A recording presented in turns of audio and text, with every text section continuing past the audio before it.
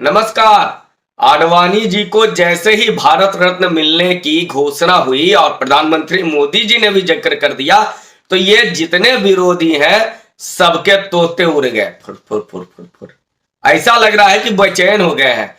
कल तक जो कह रहे थे हाय मेरे आडवाणी को रामलला का दर्शन नहीं करा रहे मोदी, हाय मेरे आडवाणी को मार्गदर्शक मंडल में क्यों डाल दिया, मेरे आडवाणी को प्रधानमंत्री नहीं बनाया, मेरे आडवाणी को राष्ट्रपति नहीं बनाया, मोदी जी ने अपने गुरु को छोड़ दिया, ऐसे जो विलाप करने वाले कार्यनेमी लोग थे अब कह रहे हैं आडवाणी को भारत रत्न क्यों दे दिया।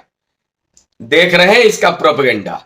अरे नेहरू जी अपने आप को प्रधानमंत्री रहते हुए भारत रत्न दे दिए थे, इंदिरा गांधी जी अपने आप को प्रधानमंत्री रहते हुए भारत रत्न दे दी थी, राजीव गांधी को दे दिया गया, तब तक अंबेडकर साहब को और सरदार पटेल को नहीं दिया गया, उनसे बड़े हो गए राजीव गांधी। और वो लोग को आज पीड़ा हो रही है कि आडवाणी जी को क्यों दिया गया भारत रत्न।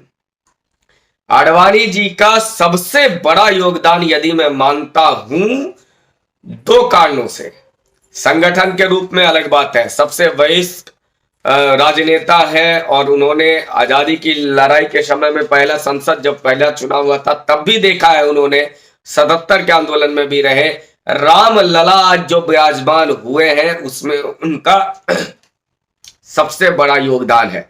यदि वो रथ लेकर नहीं निकले होते तो यकीन मानिए आज वहां राम मंदिर नहीं बना होता। जो लोग कहते हैं कि रामलला को राजनीति का विषय बना दी भाजपा, यदि रामलला को राजनीति का विषय नहीं बनाते आडवाणी जी तो क्या आपको लगता है कि ये नेता सब जो कहते थे मिले मुलायम काशीराम हवा में उड़ गए जय श्री राम, ये लोग क्या मंदिर बनने देते कभी? जो कहते थे वहां अस्पताल बना दो, वहां शौचालय बना दो, मतलब श्री राम आराध्य जगह हमारे, वहां शौचालय बनवाने वाले नेता क्या वहां पे राम मंदिर बनाने देते? मतलब कुछ भी बना लो, राम मंदिर मत बना। तो आडवाणी जी से राजनीति में लेके गए लोगों ने इससे बताया कि राज और राग का नहीं, वो उसको वोट मत दो, उसको चुनाव में मत देना वोट, ये जब नारा दिया गया तो आज ये राम मंदिर बना। और कहते हैं भाजपा ने राम मंदिर के नाम पर सत्ता लिया, राम मंदिर बनाने के लिए ही तो सत्ता की आवश्यकता थी। 2.77 एकड़ में छोटे से जमीन का मामला था, आज 70 एकड़ में जमीन मंदिर बना है। तो फिर अगर मुद्दा बनाया तो क्या बुरा किया। और दूसरा आडवाणी जी का जो सबसे बड़ा योगदान मैं मानता हूं, उनका जैन डायरी में उनका नाम आया भ्रष्टाचार पर। उन्होंने कहा कि आरोप लगा है मुझ पर, जब तक मैं आरोप सिद्ध नहीं होगा मैं सदन में नहीं जाऊंगा। उन्होंने इस्तीफा दे दिया, सदन में नहीं गए, मंत्री नहीं, कुछ नहीं। और उसके बाद वो साबित हुए निर्दोष, उन पे और कांग्रेस और तमाम नेताओं के दौर में ऐसा नहीं कि वो मोदी जी ने उनको क्लीन चिट दिलवा दिया। जैन डायरी में जब सुप्रीम कोर्ट से फैसला आ गया वो निर्दोष साबित हुए, उसके बाद वो संसद गए। ये होता है हम व्यक्तित्व, और ये इसलिए क्योंकि उसमें उनमें आरएसएस के संस्कार थे। मैं क्यों आरएसएस के बारे में कह रहा हूं, क्योंकि आरएसएस से जो पूर्णकालिक कार्यकर्ता होता है, जो जिसने आरएसएस में समाज में काम किया हुआ है, उस पर भ्रष्टाचार के आरोप आप नहीं लगा सकते।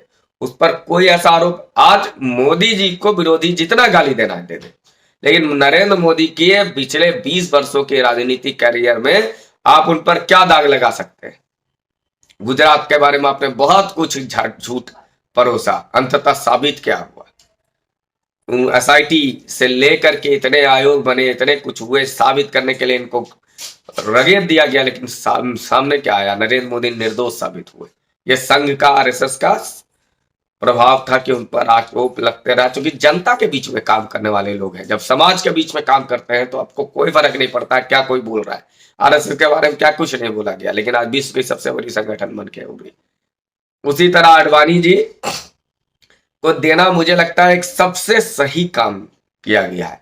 बस अब कल्याण सिंह जी को भी मिल जाना चाहिए भारत रत्न, ऐसे मैं उम्मीद करता हूं, और उम्मीद भी मोदी जी से है कि वो दे देंगे, क्योंकि कल्याण सिंह जी जिस पृष्ठभूमि से आते हैं और उसके बाद वो सत्ता के शिखर पर पहुंचे और उसके बाद वो मुख्यमंत्री बने और उन्होंने फिर वो करके दिखाया जिसके लिए वो जब पहुंचे होंगे स्वर्ग, तो श्री राम ने भी कहा होगा कि ये सच्चा भक्त है हमारा।